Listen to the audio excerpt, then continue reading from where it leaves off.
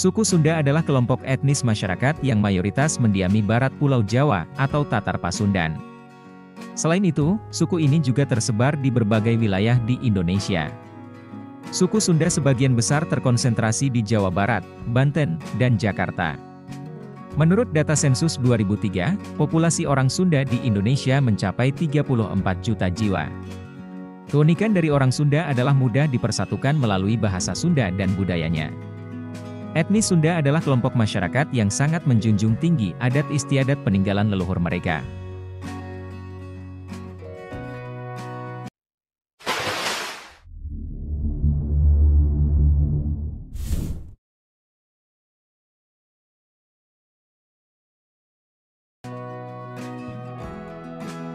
Kata Sunda berasal dari kata Sund atau Sudsha dari bahasa Sanskerta. Kata tersebut memiliki makna terang, bersinar, putih, berkilau.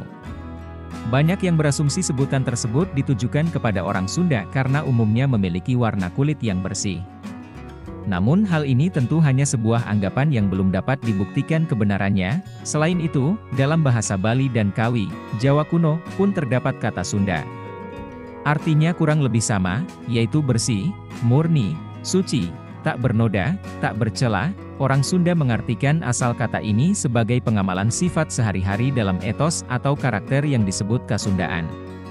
Karakter ini dijadikan pedoman menuju keutamaan hidup. Karakter yang dianut orang Sunda adalah Cageur yang berarti sehat, Bageur yang berarti baik, Bener berarti benar, Singer berarti mawas diri, Wanter berarti berani, dan Pinter berarti cerdas. Karakter kasundaan telah diaplikasikan masyarakat Sunda sejak dahulu, tepatnya sejak zaman Kerajaan Salakanegara, Tarumanegara, Sunda Galuh, Pajajaran, bahkan hingga sekarang, sedangkan nama Sunda telah digunakan oleh Raja Purnawarman pada tahun 397 untuk menyebut ibu kota Kerajaan Tarumanegara yang kekuasaannya mulai surut. Kemudian pada tahun 680, Tarusbawa seorang penguasa Tarumanegara pada abad ke-14 mengganti nama Kerajaan Tarumanegara menjadi Kerajaan Sunda.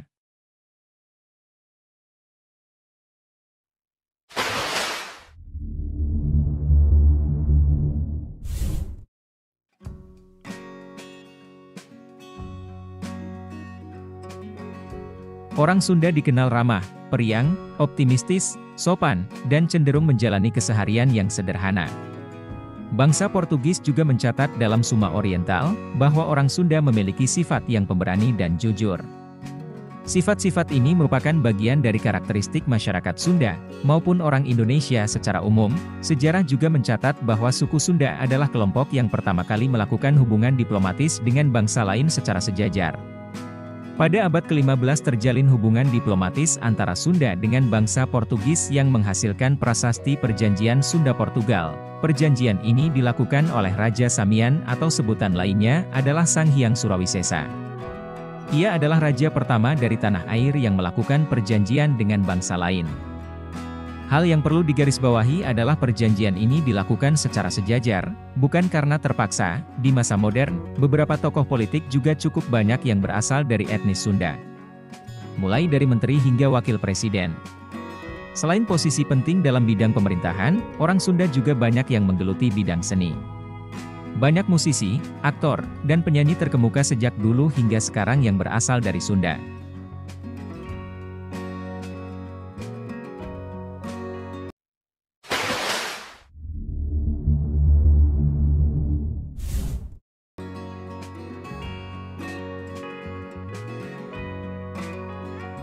Bahasa Sunda hingga kini masih lestari dan umumnya digunakan di daerah pedesaan dan kota-kota kecil.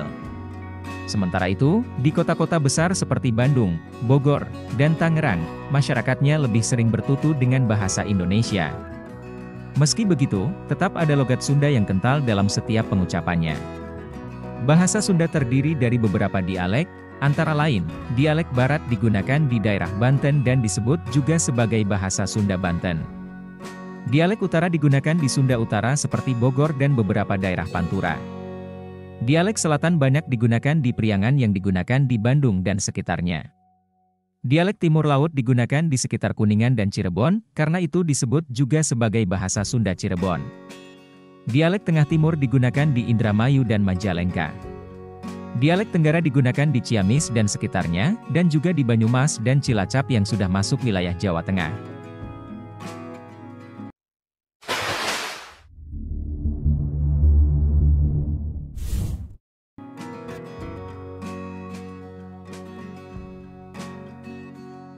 Sebagian besar orang Sunda adalah pemeluk agama Islam, yaitu sekitar 99%.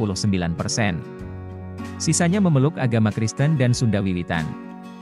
Kepercayaan Sunda Wiwitan adalah kepercayaan tradisional warisan leluhur yang masih dianut oleh beberapa komunitas Sunda di pedesaan, misalnya di Kuningan dan masyarakat Baduy di Lebak, Banten. Selain agama dan kepercayaan, orang Sunda juga memiliki pandangan hidup tersendiri yang merupakan warisan nenek moyang mereka.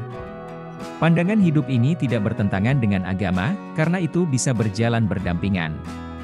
Kandungan dan nilai-nilai di dalam pandangan hidup ini juga ada di dalam agama yang dipeluk, khususnya agama Islam.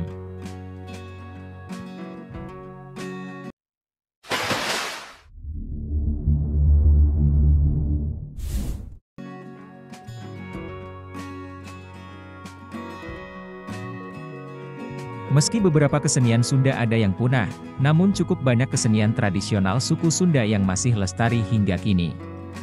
Contohnya adalah seni tari yang paling terkenal, yaitu tari Jaipong. Akan tetapi sebenarnya tari Jaipong termasuk tarian kontemporer atau modern, karena merupakan modifikasi dari tari tradisional ketuk tilu. Musik yang menghentak dengan suara kendang adalah salah satu ciri tari Jaipong. Tarian ini dapat dilakukan sendiri, berpasangan, atau secara berkelompok. Selain kesenian tari daerah, ada pula seni musik Sunda.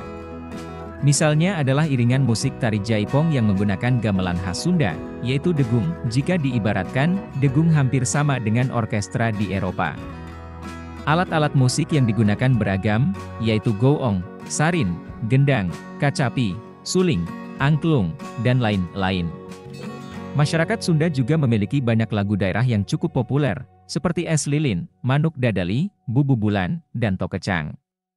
Bentuk kesenian lain yang terkenal adalah wayang golek yang merupakan sandiwara dengan menggunakan boneka kayu.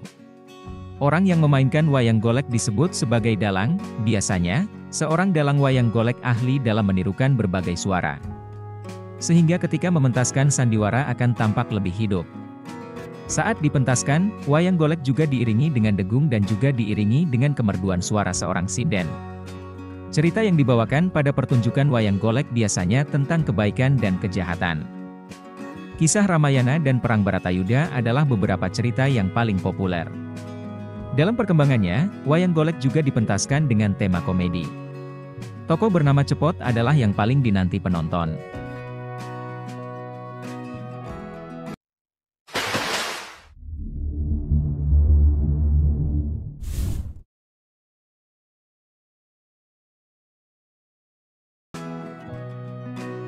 Berbeda dengan rumah adat banyak suku di Indonesia yang seringkali menampakkan kemewahan dan kemegahan, rumah adat suku Sunda terlihat sederhana. Hal ini sejalan dengan salah satu karakteristik masyarakat Sunda yang dikenal bersahaja. Bentuk rumah tradisional Sunda adalah rumah panggung dengan tinggi sekitar 0,5 sampai 0,8 meter dari permukaan tanah. Ada juga yang mencapai 1 meter, tinggi rumah dibuat tidak terlalu tinggi dibandingkan dengan rumah adat lainnya. Bagian kolong rumah biasanya digunakan untuk kandang ternak, seperti kuda dan sapi. Selain itu, bisa juga digunakan untuk menyimpan alat-alat pertanian seperti garu, cangkul, dan bajak, karena merupakan rumah panggung. Untuk masuk ke rumah digunakan tangga yang terletak bagian depan yang dinamakan golodok. Tangga ini juga digunakan untuk membersihkan kaki agar tidak mengotori rumah. Atap rumah Sunda memiliki bentuk yang bermacam-macam. Perbedaan atap ini juga dicerminkan dari namanya. Contohnya adalah rumah Jublek Nangkup, Jolipong, Capit Gunting, Bula Pongpok, Tagog Anjing, dan Badak Hewai. Penamaan rumah adat Sunda sebenarnya menggambarkan bahwa masyarakatnya sangat menghargai segala sesuatu yang ada di sekelilingnya. Beberapa rumah mengambil nama-nama hewan. Hal ini menandakan kedekatan mereka dengan makhluk hidup yang di lingkungan mereka. Selain itu, dalam pembangunannya tidak digunakan paku atau unsur besi, melainkan menggunakan bahan-bahan dari alam seperti sabut kelapa dan ijuk sebagai pengikat.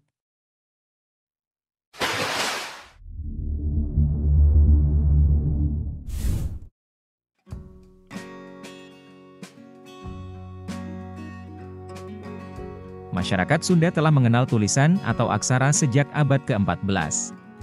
Aksara Sunda disebut juga dengan aksara Ngalagena dan merupakan salah satu warisan budaya yang sangat berharga.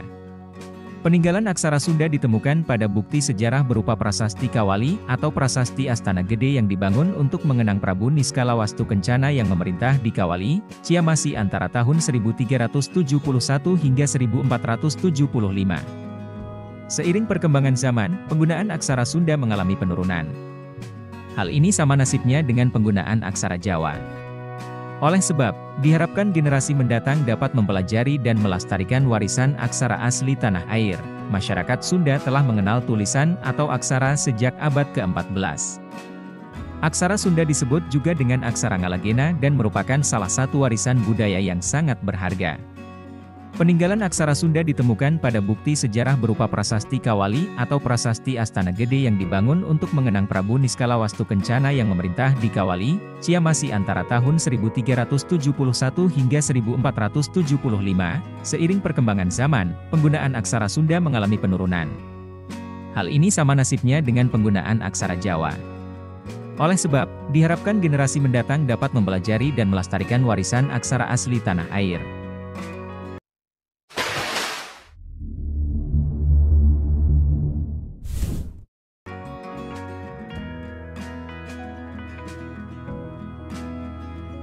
Dalam kehidupan keluarga, masyarakat Sunda mengenal sistem kekerabatan bilateral, baik untuk keturunan ayah maupun ibu.